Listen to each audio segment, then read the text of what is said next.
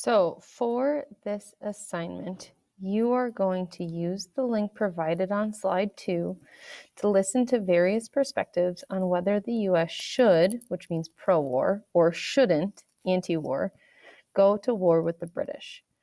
After listening to all the perspectives, decide on your own personal opinion and explain your rationale or why you think that. So the way that you're going to do this is going to slide 2. You click the link,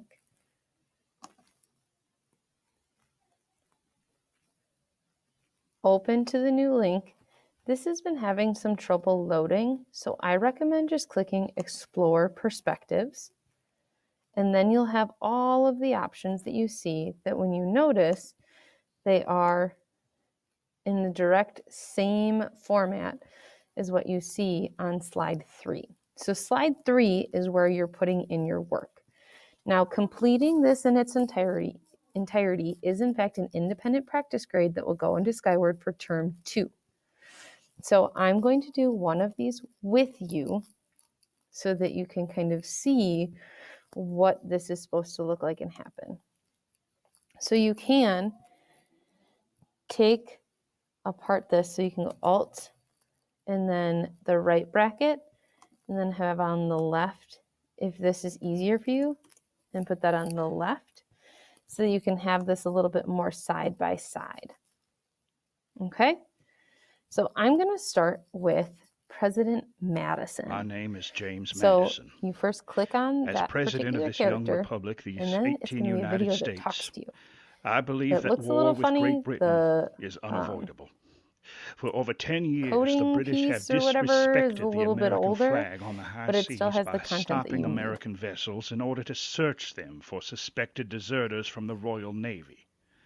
Under this pretext, thousands of American citizens, our own people, under the safeguard of public law and of their national flag, have been torn from their country and forced to serve the British nation. We have repeatedly told the British government that this must stop, that it was unlawful, and that we would take action to defend the honor of American citizenship. The British ignored us. British warships hover off our coasts.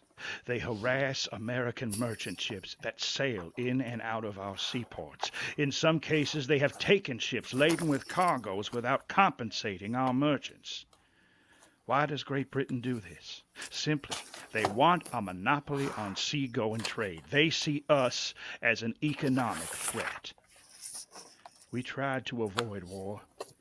My predecessor, Thomas Jefferson, imposed an embargo where we avoided trading with both Great Britain and France. However, the British continued to seize our sailors and violate our neutrality. Further, the British have threatened us on land as well.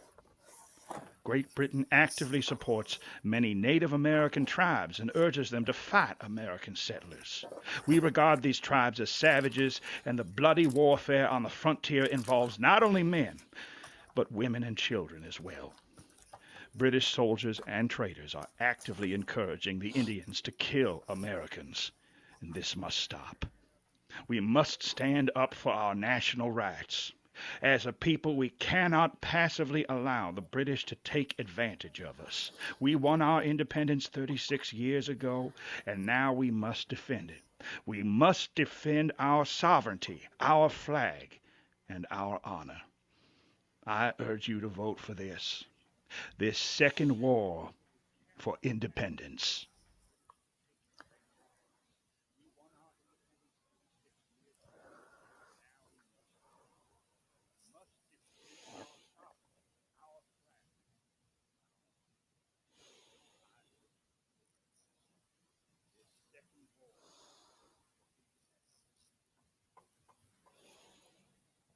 So then after you listen to the perspective, you should have been listening for, okay, so is Madison pro-war or anti-war? And remember, pro-war means for, anti means against. So we notice he's saying, I urge you to vote for this war. So you would click on the circle, and move it. Oh, you can either click on the circle and move it with the arrows, or you can just move it with your mouse so that it's over pro-war or anti-war. In this case, President Madison is pro-war. Now you want to think about not what do you think, but what were the reasons that Madison gave for why he was pro-war. If you were listening, you would see that he said American sailors were being impressed, which means imprisoned. The embargo on trade didn't work. The British violated neutrality.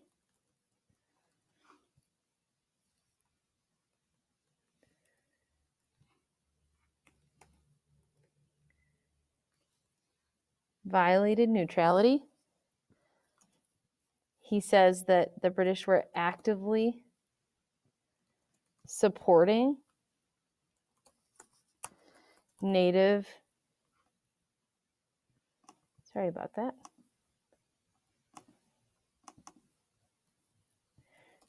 Americans to attack the frontier, the American frontier. So he basically gets at this is all we must defend our honor in this second war for independence. And now I think that I'm going to move this out just so that it's a little bit easier to read, hopefully. Not all of the people have this many reasons. It's just that Madison happens to have this many reasons.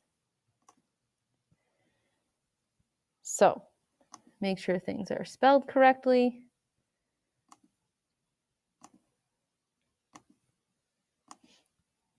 And then once you have that, you would click close and continue. And then you would move on to another American. Listening for, are they for war, pro-war, or against war, anti-war, and what is their reasoning? Then once you've listened to all of the different perspectives, I want you to come up with your own vote here.